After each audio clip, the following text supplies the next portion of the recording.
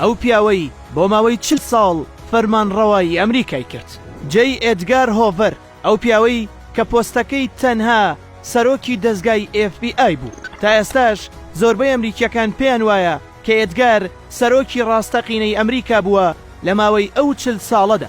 لە ماوەی سەدەی 20دا ئەمریکا بەدەست ناسەقامگیری و گروپە مافیاکان و بارودۆخی ڕەگەزپەرستیەوە دەیناڵاند. بارودۆخەکە بە شێوەیەک بوو کە پۆلیسی ژنەی دەتوانی جڵۆی بکات.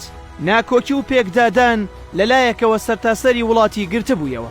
لەلایەکی دیکەشەوە پارتی کۆمۆنیستەکان بوو نەمای مەترسی بۆ ئەمریکا. لەو سەردەمەدا دەستگای فیدراڵی FBI زۆر لاواز بوو، پێویستی بە نوێکردنەوە بوو، هەروەها پێویستی بە کەسێکی زیرەک و لێهاتوو بوو کە بتوانێت بەڕێوەی ببات. بۆیە لەلایەن کۆمەڵێک لەو بەرپرسانەی کە لە وەزارەتی دادکاریان دەکرد پێشنیاری ئێدگار کرا بەوەی ئەوەی کەسێکی چالاک و زیرەک و لێهاتووە. بەو شێوەیە ئێدگار پۆستی سەرۆکی دەستگای FBI دەگرێتە دەست. یەکەمین کاریشی کە تێیدا ئەنجامیدا بریتی بوو لە پاکردنەوەی دەستگاکە لە گەندەڵی، هەروەها چەند تەکنیکێکی نوێی سیخوڕی هێنایەکایەوە. پاشان دەستی بەکارکردن کرد.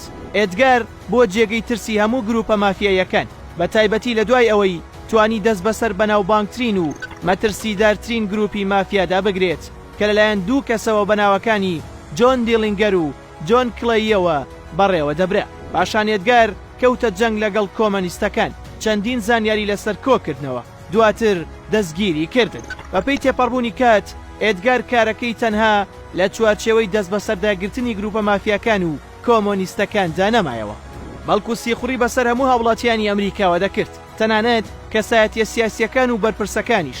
هەر کاتێکیش لەسەر کارەکانی ڕەخنەی لێ بگیرایە یاخود بیان ویستایە لە کارەکەی دووری بخەنەوە، ئەوە هەڕەشەی لێ دەکردن بەوەی کە هەموو ژیانیان بڵاو دەکاتەوە. ئێدگار لە ساڵی 1972 لە دوای 40 ساڵ لە بەڕێوەبردننی دەستگای FBI و بڕینی چەندین قۆناغی گەورە بۆ ئەو دەستگایە و چارەسەرکردنی چەندین کێشە کۆچی دوایی دەکات.